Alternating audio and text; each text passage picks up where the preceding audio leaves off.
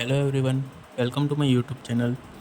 આજે આપણે બનાવી રહ્યા છીએ કાઠિયાવાડી ઢોકળીનું શાક. સૌપ્રથમ 250 ગ્રામ ચણાનો લોટ લઈશું. તેમાં 1 ચમચી લાલ મરચું પાવડર, 1 ચમચી ધાણા જીરું પાવડર, અડધી ચમચી હળદર, સ્વાદ અનુસાર મીઠું, થોડું પાણી એડ કરીને સારી રીતે મિક્સ કરીને બેટર રેડી કરી લઈશું.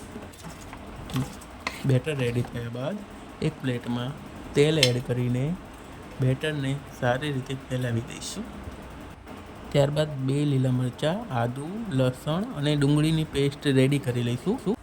વઘાર કરવા માટે એક તપેલીમાં 2 ચમચી તેલ, 1 ચમચી જીરું, 1 ચમચી રાઈ, અડધી ચમચી હિંગ, થોડા કઢી પત્તા અને ડુંગળીની પેસ્ટ એડ કરીને બરાબર મિક્સ કરી લઈશું. ત્યારબાદ તેમાં 1/2 ચમચી લાલ મરચું પાવડર, 1 ચમચી કાશ્મીરી મરચું, 1 ચમચી ધાણા જીરું, અડધી ચમચી હળદર, સ્વાદ અનુસાર મીઠું એડ કરીને બરાબર મિક્સ કરી દઈશું.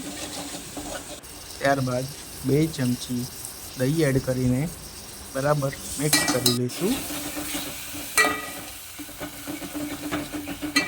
1 ગ્લાસ પાણી એડ કરીને સારી રીતે મિક્સ કરી લઈશું.